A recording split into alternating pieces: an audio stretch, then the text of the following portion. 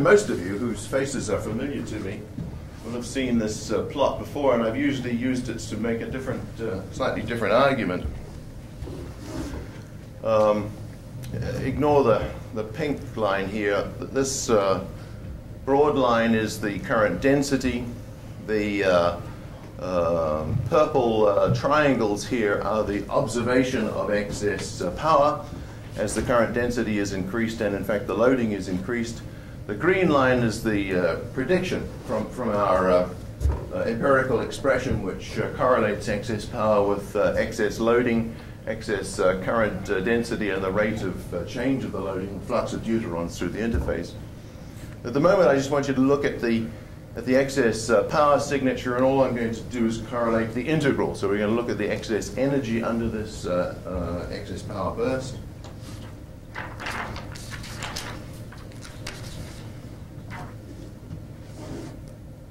And compare it with measured values of helium-4. So this region here is the excess power burst. This is the integral of the excess power converted to an expectation value of concentration of helium-4 in the gas phase, with the presumption that the helium-4 is born with 23.82 MeV. When we took a gas sample, at this point, the measured value of helium in that gas sample represented only 62% of the expected helium. As consistent with Ben Bush's experiment, we found a heat and helium correlation, but the amount of helium that we observed was less than that which we expected to see.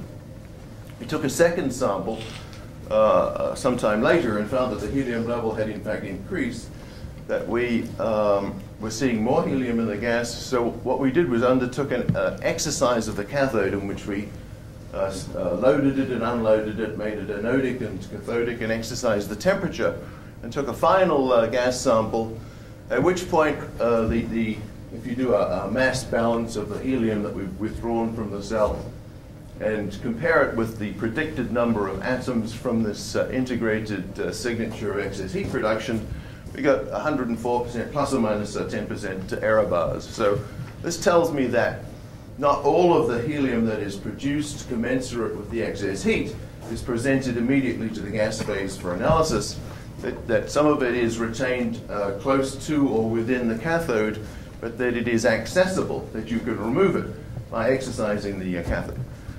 So that now we can account for the missing helium in Ben Bush's experiment as simply helium that is retained, restrained, and somehow prevented from gaining access to the gas. And of course, it's only the gas that we can submit for external analysis for helium-4. These are the conclusions in that same expensive EPRI report. Significant amount of excess energy was produced. Excess energy is consistent with measured helium so long as we assume vessel and manifold are helium leak tight. Sampling is performed without contamination. Helium is sourced approximately 24 MeV per atom.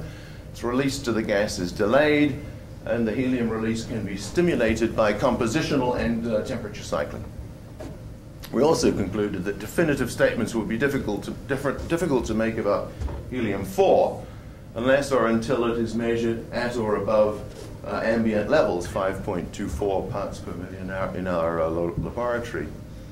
And obviously, if you're going to try and prove something which is on the surface of it impossible, you must rule out all possible errors, and the background for helium-4 in the air that we breathe is simply so high that you have to produce enormous amounts of energy in your experiments to exceed this 5.24 parts per million background level.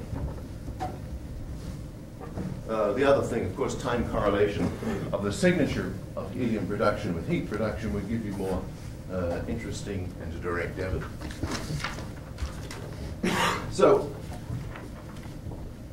this is hard to do in an electrochemical system, and it's hard to maintain a rigorously metal-sealed electrochemical system with a large amount of electrolysis inside, and try and restrain all of the helium that is produced in the experiment without any admission of helium from the outside. And we looked at other cleverer, simpler ways to make this correlation between heat and helium production.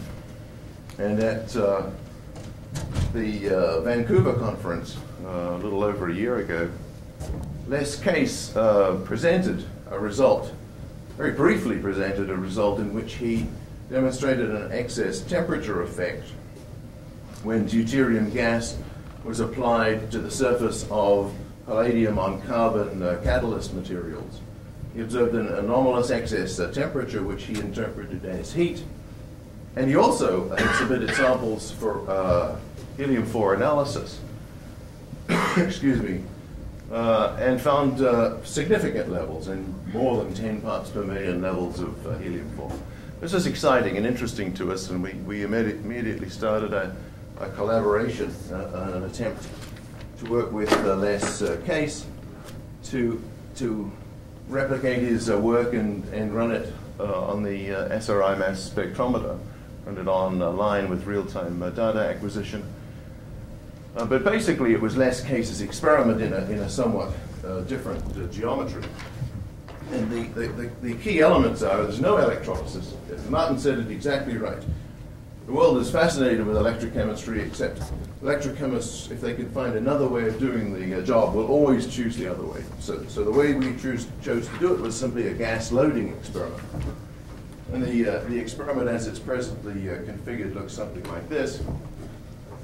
Very, very simple. And you have a stainless steel vessel with a conflat flange on the top, thermowell, which is situated into the catalyst carbon bed, an exposed gas space, a helically wound heater on the outside. This is put inside a stainless steel dewar inside some solid insulation material.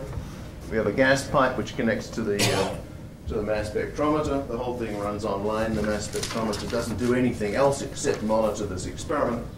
And I don't need to go through the details of it, but basically we submit samples of room air, a calibrated gas, and the sample that we mean to measure the helium-4 levels into the mass spectrometer.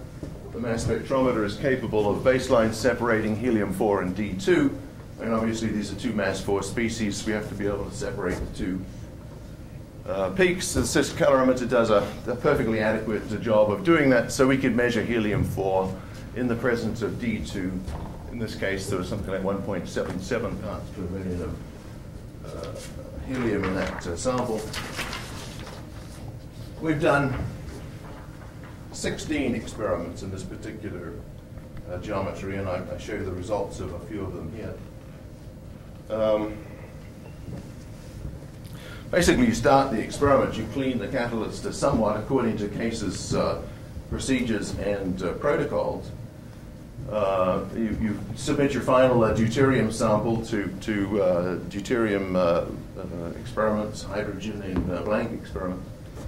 Close the valve and wait. And periodically we will submit samples to the mass spectrometer for helium analysis. So we have time in days. These experiments typically run at 175 to 200 degrees centigrade.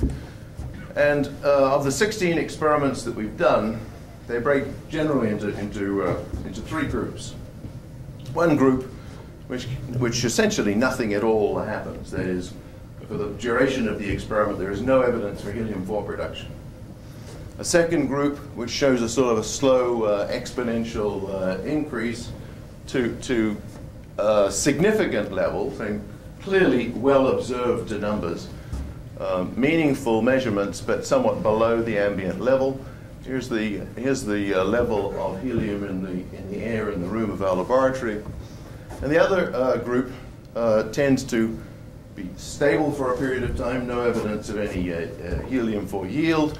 They increase abruptly at a more or less constant rate for a period of time, and then stop, and the helium level tends to decrease. This diminution of helium-4 is in fact not leaking of helium-4 out of the apparatus, but it's sequestering in either the carbon or palladium phase within the calorimeter.